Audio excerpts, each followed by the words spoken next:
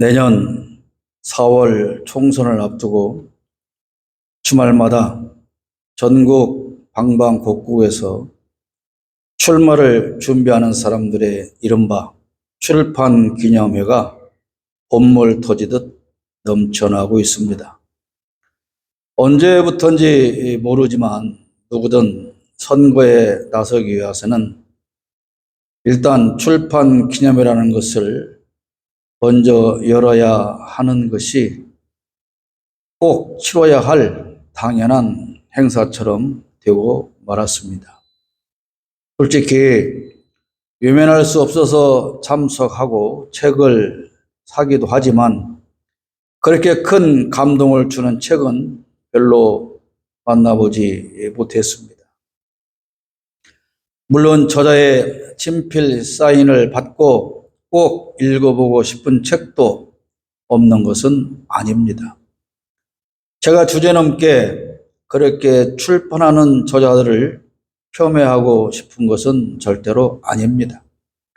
글을 쓴다는 것, 특히 책을 한 권 펴낸다는 것은 그야말로 산고의 고통을 겪는 것처럼 힘든 일이기도 하고 오랜 시간이 필요하기도 합니다.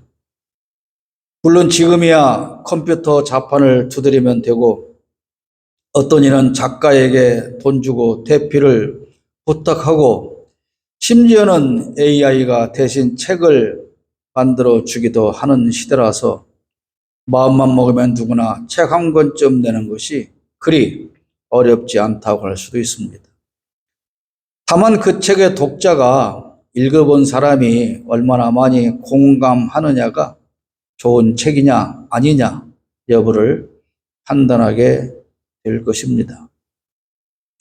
그러나 지금 전국에서 정치인들이 누구의 뒤질세라 앞다퉈 여는 출판 기념회는 그야말로 책 내용과는 상관이 없이 합법적으로 정치 자금을 모금하는 수단으로 전락하기도 했다는 사실을 부인할 사람은 별로 없을 것입니다. 요즘은 단순히 출판 기념회만으로 그치지 않고 꼭 이어서 하는 행사가 북 콘서트, 포크 콘서트라는 것입니다. 이때는 얼마나 유명한 사람을 섭외하여 진행을 맡기는가 하는 것으로 성공 여부가 판가름 나기도 합니다. 어제 군산에서 열린 모 국회의원 출판 기념회와 또 그 콘서트도 마찬가지였습니다. 과거에 사진 찍는 일이 쉽지 않았을 때는 누구 사무실 벽면에 걸린 대통령이나 유명한 정치인과 함께 찍은 사진이 있는 것을 보면서 이 사람은 대단한 사람인가 보다 그렇게 놀라던 때가 있었습니다. 물론 요즘도 다르지 않습니다. 오히려 지금은 누구나 들고 있는 스마트폰의 카메라 성능이 너무나도 좋아서 누구를 만나도 즉석에서 사진 찍는 일은 아무것도 아닙니다. 총선을 앞두고 인터넷이나 SNS에는 출마를 앞둔 사람들이 유명한 정치인과 함께 찍은 사진을 늘 올리고 나는 아무개랑 친하고 그 유명한 정치인이 나를 지원한다라고 홍보하는 사람들의 사진이 홍수처럼 흘러다니고 있습니다. 제가 한 달에 한 번씩 서울의 집회에 참석할 때 수만 명의 군중이 모이고 가끔 나타나는 유명한 정치인이 보이면 카메라를 들고 사진 찍자는 사람이 하도 많아서 장시간을 붙잡혀 있는 사람도 있습니다. 저도 처음에는 그런 유명한 사람과 사진을 찍어보려고 또 했지만 이제는 그것이 다 무슨 소용이냐 싶어서 그저 인사만 하고 지나갑니다. 물론 그중에는 그 사람들이 저를 알아보는 사람도 있고 당신 누군데 나한테 인사해? 그런 표정으로 쳐다보는 사람도 있습니다. 솔직히 몰라보는 사람이 더 많죠.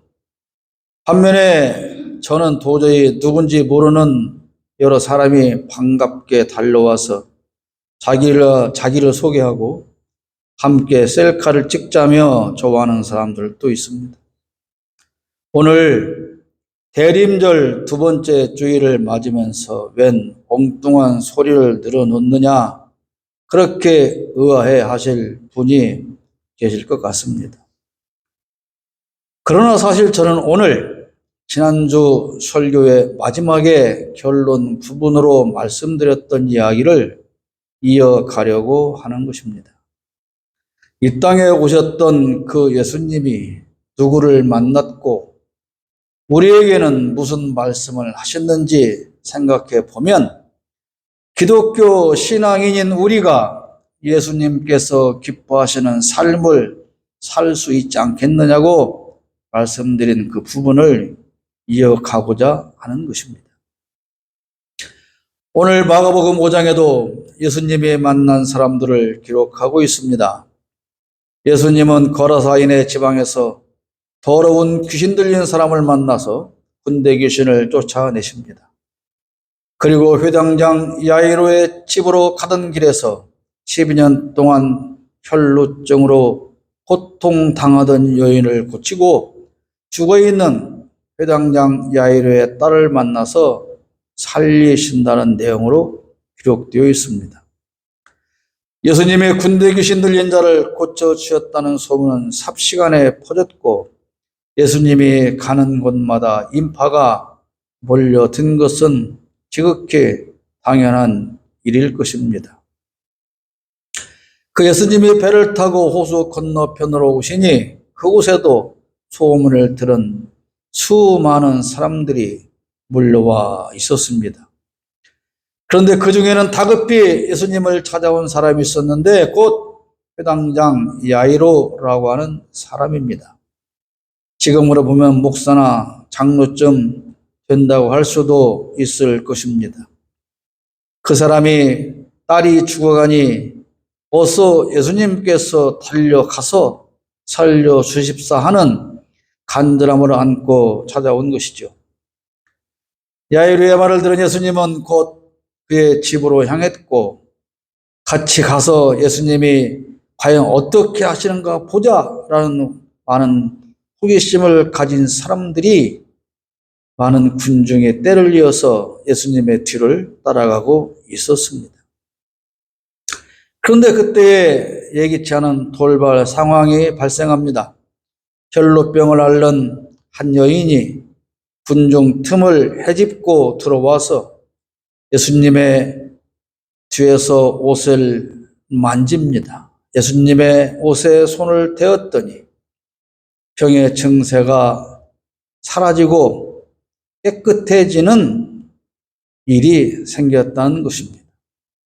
이 여인은 예수님한테 들키지 않도록 혼자서 조심스럽게 예수님의 옷자락을 만졌는데 그 순간 그렇게도 고생했던 그 병이 사라지게 되었다는 것이죠.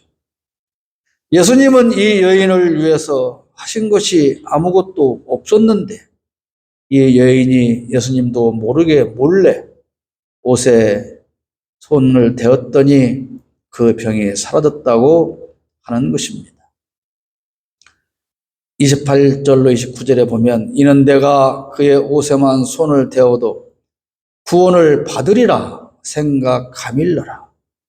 이에 그의 혈로 근원이 곧 마름에 병이 나은 줄을 몸에 깨달으니라. 혈루병은 가열이 그치지 않는 아주 고통스러운 증상이라고 합니다. 요즘으로 하면 아마 말기의 자궁암이 아닌가 그런 정도로 해석하는 학자들이 있습니다. 이 혈루병은 육신적으로도 심히 고통스러운 병이지만 종교적으로도 부정한 사람입니다. 레위기 15장 2절에 보면 누구든지 그의 몸에 유출병, 이게가 바로 혈루병이죠. 유출병이 있으면 그 유출병으로 말미암아 부정한 자라. 몸이 아픈 것도 고통스러운데 종교적으로도 부정하다고 판정을 받은 사람이기 때문에 참으로 불행한 삶을 살 수밖에 없는 사람이죠. 이 유출병, 즉 혈루병 환자와 접촉한 사람이 있다면 그 사람도 같이 부정하게 되므로 정결의식을 하여야 합니다. 이 말은 이 여인이 앓고 있는 병은 요즘 말로 하면 격리 대상이었다, 그런 뜻이죠. 만약에 코로나 확진 판정을 받고 격리된 사람이 몰래 나와서 지나가는 사람에게 코를 풀었다면 어떻게 될까요? 물론 지나친 비유지만 그 여인의 혈루병 증세는 당시에 사람을 만나면 안 되는 병이었다는 것입니다. 레위기 15장 11절에도 보면 유출병이 있는 자가 물로 그의 손을 씻지 아니하고 아무든지 만지면 그 자는 그의 옷을 빨고 물로 몸을 씻을 것이며 저녁까지 부정하리라. 이 오래전에 쓰여진 성경에 있는 이것이 종교적으로 부정함을 치유하는 것으로만 해석하면 안 됩니다. 이것을 근거로 해서 우리가 병든 사람이 손을 씻어야 되고 하는 온 몸을 깨끗이 씻어야 한다는 그런 근거가 마련된 것이 중요합니다. 그래서 몰래 예수님을 만진 여인은 예수님이 알게 되었다는 사실에 두려워하며 몸을 떨었습니다. 그러나 예수님은 그 여인에게 구원을 선포하고 건강하기를 기원하며 돌려보내십니다. 34절에 따라 내 믿음이 너를 구원하였으니 평안히 가라. 내 병에서 놓여 건강할지어다. 이 여인은 돌아다니다가 누구에게도 들키면 안 되는 사람이었습니다. 그런데 아무도 모르게 예수님의 옷자락이라도 만지면 반드시 치료될 것이라는 확실한 믿음을 가진 사람이었죠. 그러나 오늘 제가 이 시간에 드리고 싶은 말씀의 주인공은 이 여인과 이 여인의 믿음이 아닙니다. 그 부정한 여인을 만난 예수님의 태도를 말씀드리고 싶은 것입니다. 우리의 처지에서 한번 생각해 볼까요? 지난 2019년 말부터 세계적인 대유행을 일으켜 지구상의 대재앙으로 번졌던 코로나19 사태를 되돌아 보십시오. 그때는 확진 판정을 받은 사람은 무조건 일주일간의 격리를 해야 했고 가족 면회조차 할 수 없고 확진돼서 사망한 사람은 시신을 밀폐 처리해서 가족도 없이 장례식을 치러야 했습니다. 일부 저개발 국가에서는 밀려드는 시신을 집단 매장하기도 했습니다. 시신이 너무나도 많이 밀려들어서 관이 부족했고 우리나라에서도 한때 화장시설이 부족하기도 했었습니다. 그런 상황에서 누구나 다 아는 저 사람은 코로나 걸린 사람이야, 이렇게 밝혀진 확진 판정 받은 환자가 군중 틈에 몰래 들어와서 섞여 있다가 발견되었다면 범죄자로 처벌받아야 했던 시절이 있지 않았습니까? 그런데 더구나 그 확진 판정 받은 환자가 여러분 모르게 여러분에게 접촉해서 온몸을 만지거나 옷을 만지고 그랬다면 여러분은 어떻게 했을까요? 당시 혈루증은 물론 전염성이 있는 병은 아닙니다. 그러나 누구도 만나거나 접촉하면 안 되는 병으로 법으로 금유된 상황이었습니다. 그러나 예수님은 이 여인을 나무라지 않았습니다. 오히려 그 여인의 구원과 건강을 선포하셨습니다. 오늘 제가 앞에서 유명인과 만나서 사진 찍는 이야기나 오늘 본문의 혈루증 여인을 만난 이야기로 여러분에게 드리고 싶은 말씀은 하나님의 자녀이며 예수 그리스도의 제자인 우리 기독교 신앙인은 과연 누구를 만나는 일에 관심을 두고 살고 있느냐라고 하는 것입니다. 하나님의 아들로서 이 땅에 오신 예수님은 늘 가난하고 소외되고 외롭고 힘들고 슬프고 아픈 사람을 만나 주셨습니다. 그들을 찾아가서 만났고 예수님을 찾아오는 그들을 다 만져주셨습니다. 그러나 오늘 우리 교회에서는 그런 사람들이 많이 오는 것을 좋아하지 않습니다. 가난한 자를 찾아서 돈 몇 푼 쥐어주며 사진 찍는 일은 좋아하지만 정작 그들이 교회에 오는 것은 별로 환영하지 않습니다. 제가 과거에 참 많이 들었던 말 중에 목사님들이 하는 말 중에 그런 말들이 있습니다. 우리 교회는 너무 가난해요. 우리 교회는 부자는 한 명도 안 오고 너무 가난한 사람들만 많이 와서 숫자는 많은데 헌금이 안 들어와요. 그래서 힘들어요. 그렇게 불평을 서슴없이 말하는 사람들이 있었습니다. 여러분, 교인이 교회를 찾는 것은 그 교회를 키워주려고 하는 것이 아닙니다. 교인이 교회를 키우려고 예배당에 오는 것이 아니고 교회가 찾아오는 가난한 자들을 돌보기 위해서 존재해야 하는 것입니다. 서울에서 노숙자와 쪽방촌 사람들을 후원금을 받으며 돌보고 챙기는 목사가 있습니다.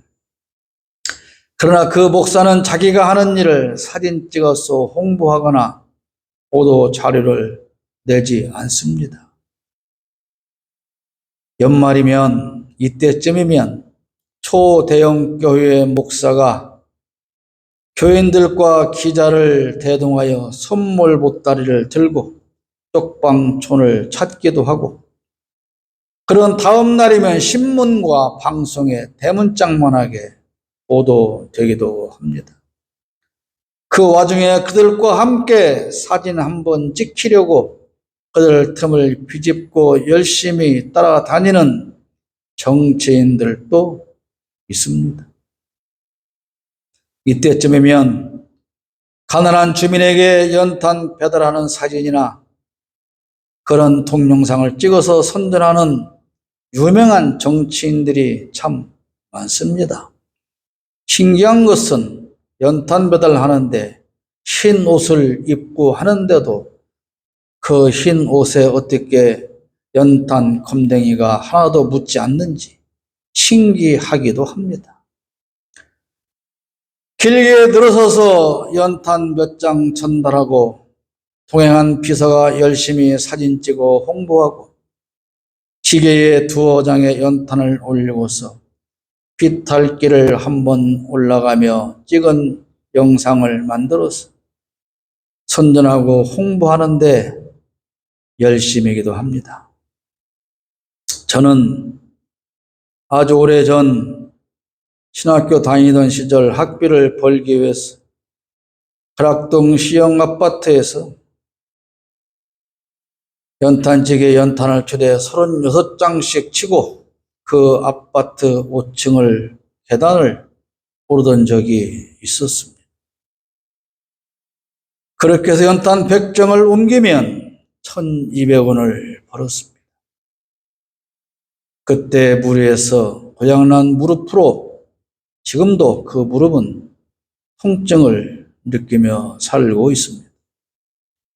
어쩌면 그때의 그 고통 때문에 지금도 연탄 봉사하는 현장을 애써 유명하는지도 모르겠습니다. 선한 일에 많은 사람의 동참을 호소하기 위한 것이 아니라면 적어도 기독교인은 숨어서 이름 없이 선한 일을 하고 그런 자신이 드러날까 봐 조심해야 하는 것입니다. 그것이 바로 예수 정신입니다.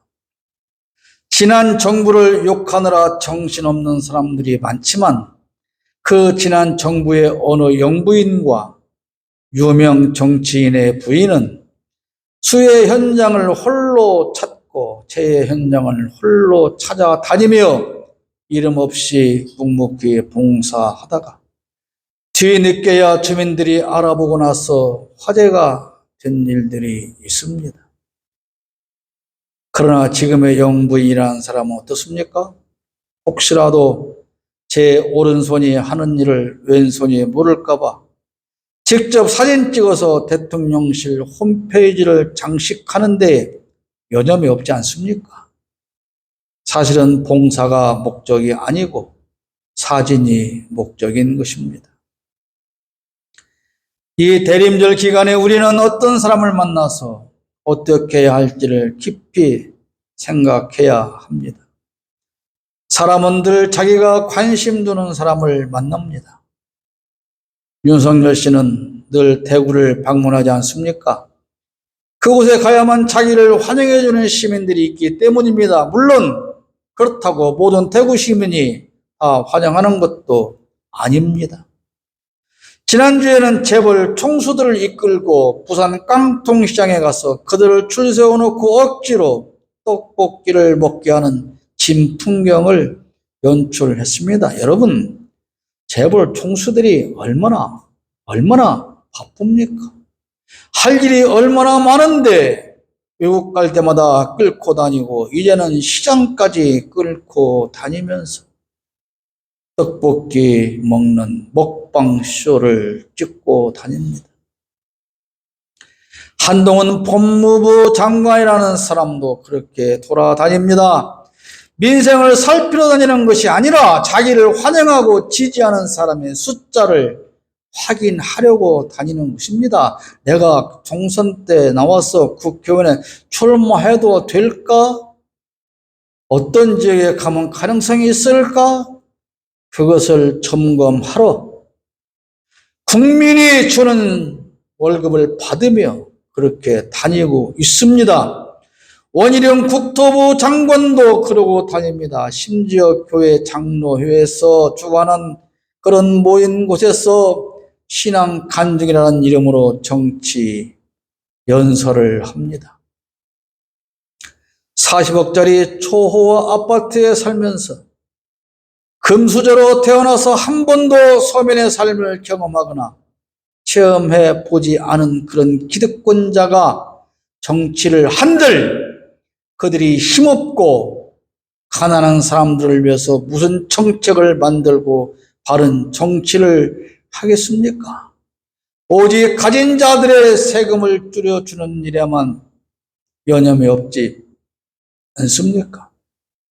그런데 자기 집 한 칸도 없이 평생 착취만 당하다가 늙어서도 제빵살이를 못 면하고 노후 걱정을 하는 사람들이 이런 기득권자를 보면서 환호하고 그들을 지지하는 아이러니한 일을 우리는 봅니다.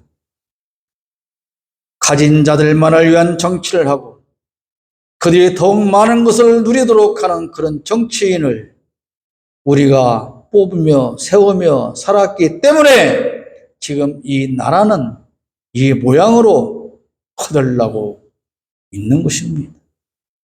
정치인은 없고 정치 꿈만 가득합니다.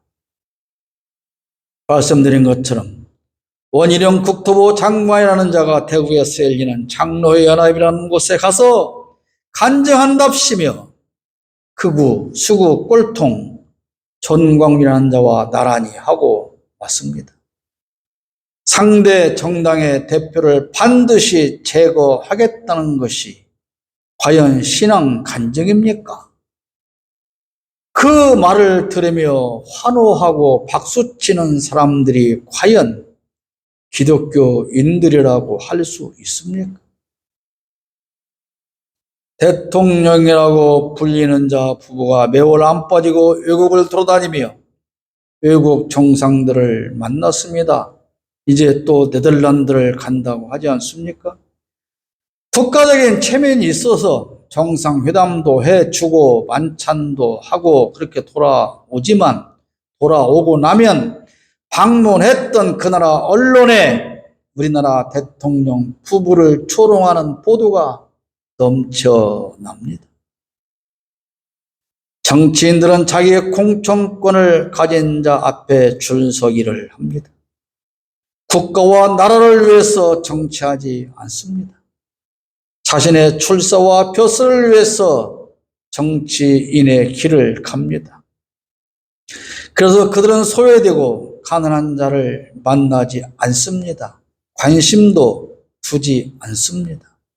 그저 한번 돌아가 다니며 만나는 척하고 사진 몇 컷 찍을 뿐입니다. 대통령의 부인이 명품 선물을 가져오겠다고 미리 알려준 사람만 골라서 만납니다. 사람은 관심 두는 사람만 만나는 것 아닙니까? 나에게 명품 선물을 가져올 사람에게만 관심을 두고 있는 것이지요. 국민의 목소리나 고통 따위는 전혀 들을 마음조차 없습니다. 대통령이 여당 대표나 정치인을 만나지 않습니다. 제 권력 유지하는 데 도움이 안 되기 때문입니다. 지역 정치인이 자기 생각과 다른 사람들을 만나지 않습니다.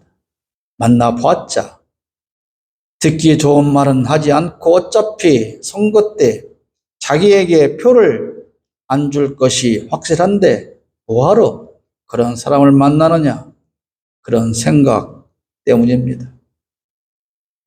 목사가 가난한 자와 소외당하고 억압받으며 탄압받고 사는 약한 사람들을 만나주지 않습니다. 아니, 관심조차 없습니다. 교회 키우는데 전혀 도움이 안 되는 사람들을 그들은 만날 필요가 없기 때문입니다.